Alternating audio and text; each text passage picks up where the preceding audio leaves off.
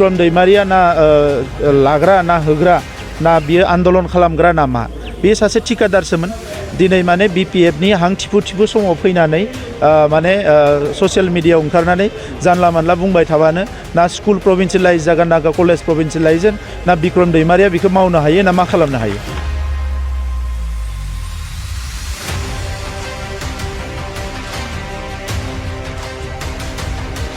बर'नि social movement political movement cultural मुभमेन्टआव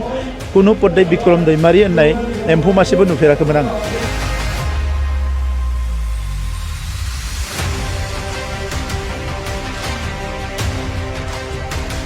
फोरखौ बाहेरनि लाबदो बायदिसिना नोंथांमोना दिनै सोंबाय जिथु आं बुंनो नागिरदों बिथांनो फैथों बिथांनो तथ्यफोरखौ होगोन बिहार आन्ध्र प्रदेश बाहेरनि कन्ट्रेक्टरफोरा सिगां जाजोबना थांजोबबाय कौटि कौटि थाखानि टेन्डार लानानै थांबाय दा बेबायदि थासारिफोरखौ दिनै आं बुंनो नागिराखैमोन मानोना बेबायदि गोबां मोजां सुबुंफ्रा बुङोब्ला सोरबा दायित्वकिल सुबुङा बुङोबा एन्सार होनो हायो BPF आ ओरैबायदि दुखुनांथाव जाबाय फैनानै 17 बोसोर सरकार सलायनाय BPF आ दिनै बिक्रम दैमारियासो स्पक्सपारसन जानांनाया बिनिख्रुइ दुखुनांथाव आरो जेबो गैया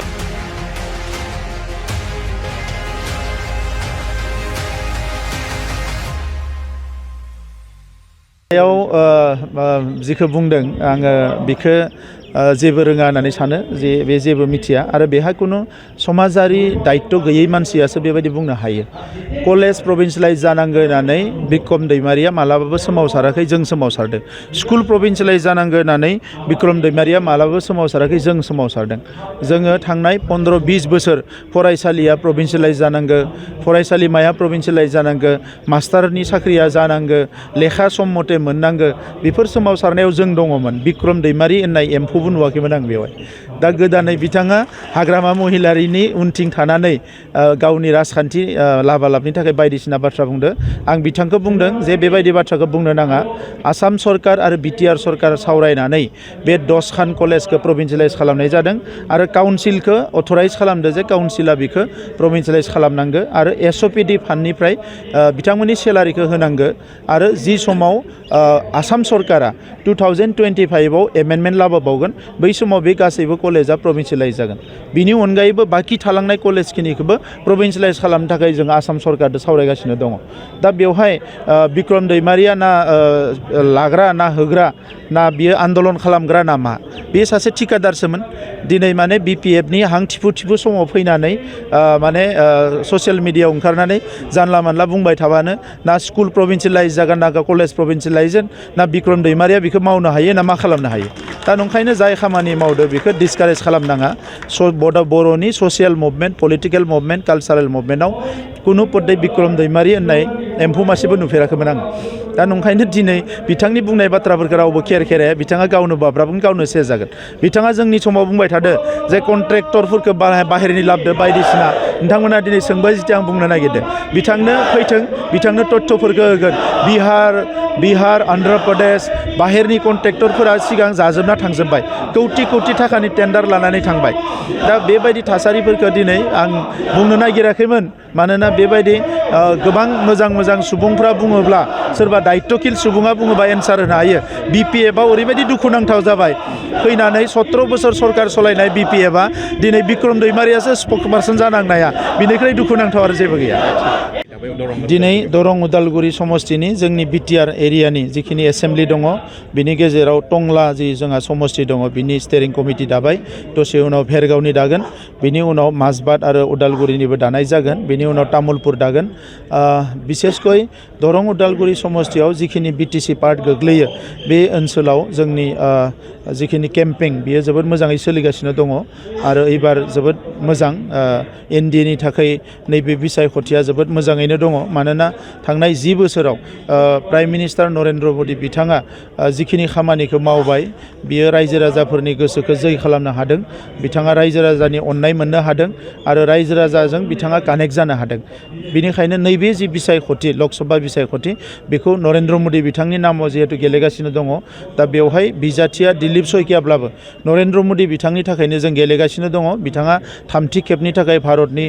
प्रधानमन्त्री जानांगो आरो जोंनि आद्रा थानाय जिखिनि खामानि बा जेंना बेफोरखौ सुस्रांनांगो बिनि थाखायनो गासैबो हारि माहारिनि रायजो राजाफ्रा रेडि जानानै दङ जे फैगौ बिसायख'थियाव नरेन्द्र मदि बिथांखौ टार्गेट खालामनानै बेवहाय दिलीप शइकिया बिथांनो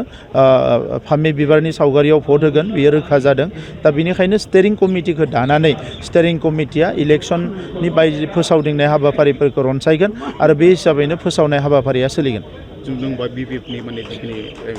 एमपि होदों बिथांमोनाबो बुंदों जोङो माने इउडिएफ आरो कंग्रेसनिबो भट लानानै जों गोबां भट देरहागोन कंग्रेसआथ' गावसोरानो बिजाथि दङ बिसोरा भट होनायनि खोथा गैया आरो इउडिएफआ बेसे भट दङ बिटिसिआव बे दलगाव समस्थियाव एसे दङ बाखि समस्थियावथ' इउडिएफआनो गैया स' इउडिएफनि भट लानानै बोरै देरहानो आरो बिथांमोना जि समाव सरकार दङमोन केबिनेट मन्त्रि दङमोन एमएलए दङमोन एमसिएलए दङमोन गासै टिसिएलसिसि भिसिडिसि चेयारमेन दङमोन बै समावनो देरहानो हायाखिसै दा बोरै देरहानो दा नंखायनो बेवहाय जास्ट मिसलिड खालामनानै बा ब्लेकमेलिं खालामनानै रायजो राजाफोरनि भटखौ नस्थ' खालामनायनि बादै जेबो गैया दा नंखायनो फैगौ समाव जोंनि ओनसोलनि जौगानाय जोंनि ओनसोलनि गोजोन जोंनि ओनसोलाव हारि माहारिनि गेजेराव खौसेथि लाखिनाय बे गासैबो थांखिखौ नोजोर होनानै जि एनडिए एलायन्स बेवहायनो रायजो राजाफ्रा भट होगोन आं बेखौ मिजिंथियो क'क्राझारनि थाखाय प्रिपारेसना जोबोद मोजां गाबोनो चिफ मिनिस्टार बिथाङा क'क्राझाराव फैगोन अलरेडि जोंनि इउपिपिएल बिजेपि आरो एजिपिनि जे फोसावनाय हाबाफारि बियो जोबोद मोजाङै सोलिगासिनो दङ समस्ति भिसिडिसि बुथ जेरावबो प्रिपारेसना जोबोद मोजां बेनिखायनो नैबे बिसायख'थियाव जोंनि जे बिजाथि जयन्त बसुमतारी बिथाङा जोबोद बुरजा भट लानानै देरहागोन आरो जाय नैथियाव थागोन बिथाङा मेक्सिमाम 20% भट मोननो हायो बिनिख्रुइ बारा भट मोना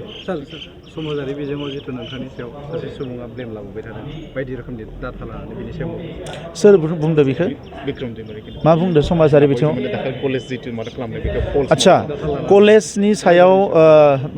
जिखौ बुंदों आङो बेखौ जेबो रोङा होननानै सानो जे बे जेबो मिथिया आरो बेहा खुनु समाजारि दायित्व गैयै मानसियासो बेबायदि बुंनो हायो कलेज प्रभिन्सियेलाइज जानांगौ होननानै बिक्रम दैमारिया मालाबाबो सोमावसाराखै जों सोमावसारदों स्कुल प्रभिन्सियेलाइज जानांगौ होननानै बिक्रम दैमारिया मालाबाबो सोमावसाराखै जों सोमावसारदों जोङो थांनाय 15-20 बोसोर फरायसालिया प्रभिन्सियेलाइज जानांगौ फरायसालिमाया प्रभिन्सियेलाइज जानांगौ मास्टारनि साख्रिया जानांगौ लेखा सम मथे मोननांगौ बेफोर सोमावसारनायाव जों दङमोन बिक्रम दैमारि होननाय एम्फौबो नुवाखैमोन आं बेवहाय दा गोदानै बिथाङा हाग्रामा महिलारिनि उनथिं थानानै गावनि राजखान्थि लाबालाबनि थाखाय बायदिसिना बाथ्रा बुंदों आं बिथांखौ बुंदों जे बेबायदि बाथ्राखौ बुंनो नाङा आसाम सरकार आरो बिटिआर सरकार सावरायनानै बे 10खान कलेजखौ प्रभिन्सियेलाइज खालामनाय जादों आरो काउन्सिलखौ अथराइज खालामदों जे काउन्सिला बेखौ प्रभिन्सियेलाइज खालामनांगौ आरो एसअपिडि फान्डनिफ्राय बिथांमोननि सेलारिखौ होनांगौ आरो जि समाव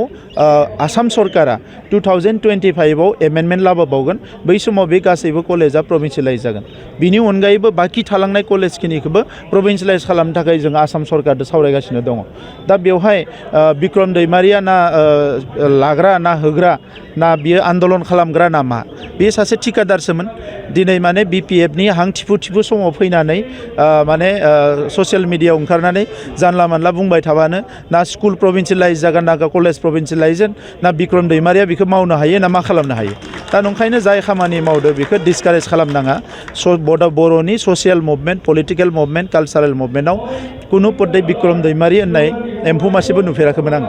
दा नंखायनो दिनै बिथांनि बुंनाय बाथ्राफोरखौ रावबो खेराया बिथाङा गावनो बाब्राबगोन गावनो सेस जागोन बिथाङा जोंनि समाव बुंबाय थादो जे कन्ट्रेक्टरफोरखौ बाहेरनि लाबोदो बायदिसिना नोंथांमोना दिनै सोंबाय जिथु आं बुंनो नागिरदों बिथांनो फैथों बिथांनो तथ्यफोरखौ होगोन बिहार अन्ध्र प्रदेश बाहेरनि कन्ट्रेक्टरफोरा सिगां जाजोबना थांजोब्बाय कौटि थाखानि टेन्डार लानानै थांबाय दा बेबायदि थासारिफोरखौ दिनै आं बुंनो नागिराखैमोन मानोना बेबायदि गोबां मोजां सुबुंफ्रा बुङोब्ला सोरबा दायित्वकिल सुबुङा बुङोबा एन्सार होनो हायो बिपिएफआव ओरैबायदि दुखुनांथाव जाबाय